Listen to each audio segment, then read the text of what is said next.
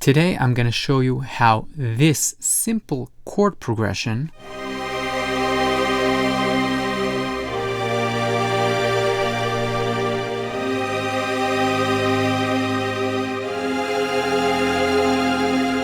turns into this.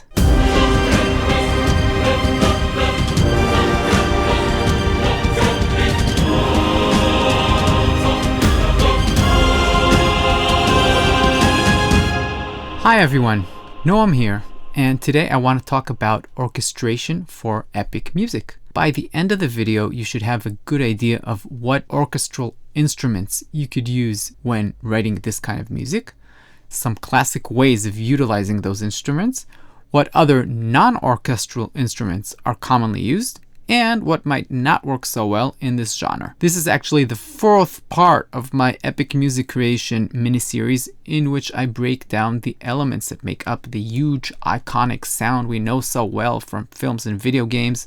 So if you haven't seen the first three, be sure to check them out. I'll link to them in the description. The main orchestral instruments that take part in epic arrangements are strings, brass, and choirs. Let's start with the strings. The strings have three main uses. The first, and maybe most iconic, is short string ostinatos. Let's listen to the ostinato in our example.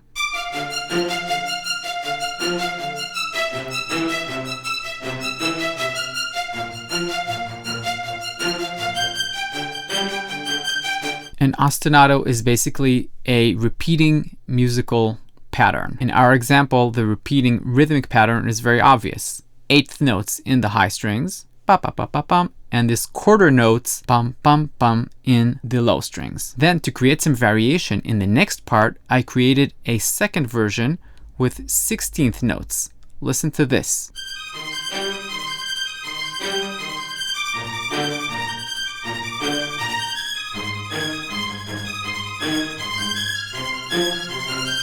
There are endless possibilities for ostinatos. I'd recommend listening to your favorite epic tracks and getting some inspiration. The second main role for the strings is long sustained chords, which can make up the harmonic backbone and sort of glue everything together.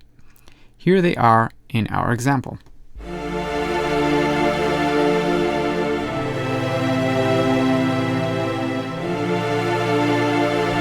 This might sound familiar because this is what we played in the beginning of the video. To show you how important these sustained chords are, I'll play the track and then mute them so you can see what happens when they're not there. I'll also mute the low brass to make the effect more obvious.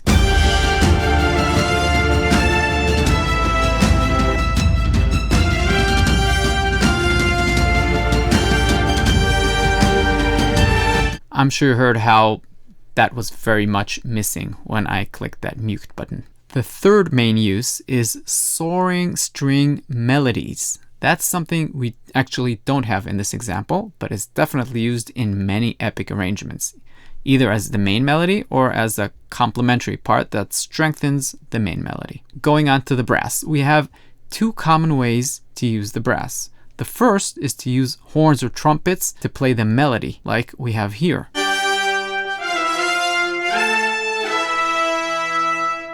And now in context of the whole track.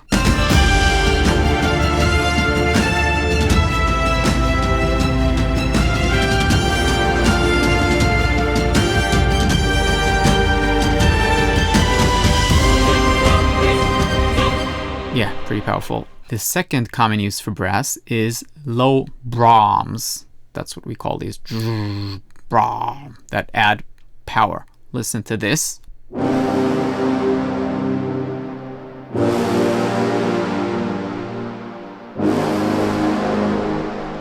Let's play the track with and without to see how much power this actually adds.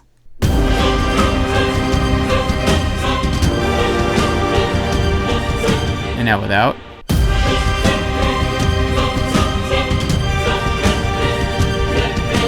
Now with again.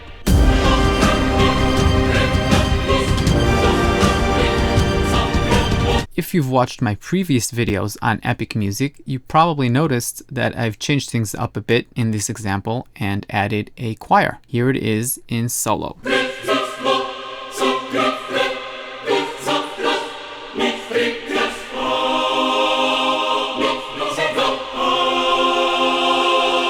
and again in context of the whole track.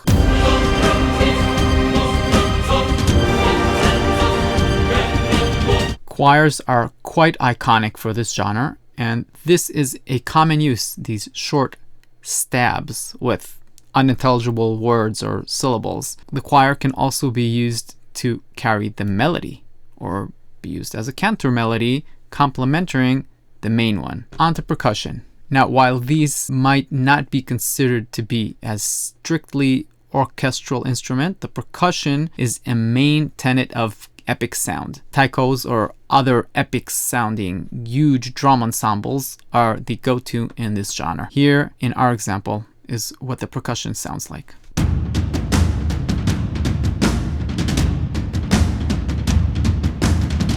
Now, just for fun, let's mute them and see what happens and what we're left with.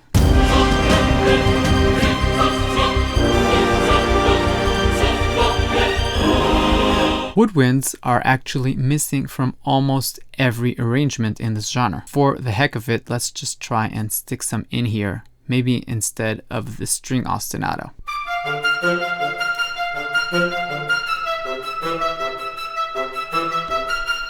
Okay, let's see what happens when I put that in our track.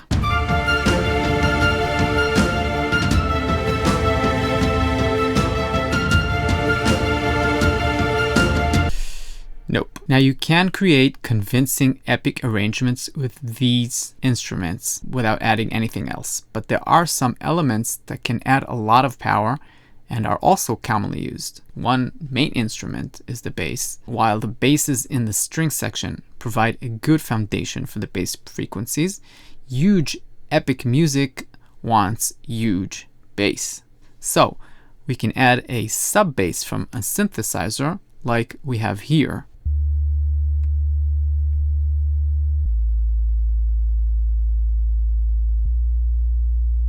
I'm not sure you'll hear that if you're not listening on good headphones or good speakers, but if you are, you can definitely hear this low earth kind of sound. Let's see what happens if I mute it while everything else is playing.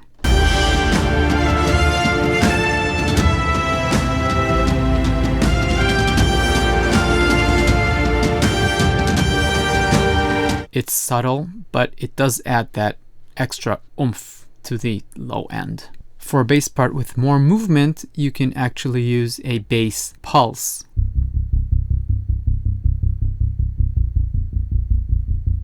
Now try to listen for that with everything else playing.